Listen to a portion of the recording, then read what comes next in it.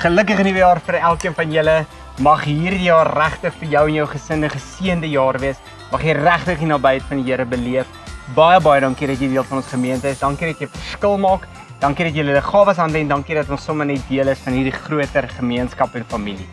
En van die kantoor se kant, geseënde nuwe jaar vir julle elkeen. Baie dankie dat julle elke dag met 'n groot glimlag kantoor toe kom en vir ons elke dag 'n plesier gee en vir ons elke dag wys die liefde wat julle in julle dra. Happy New Year! Happy New Year!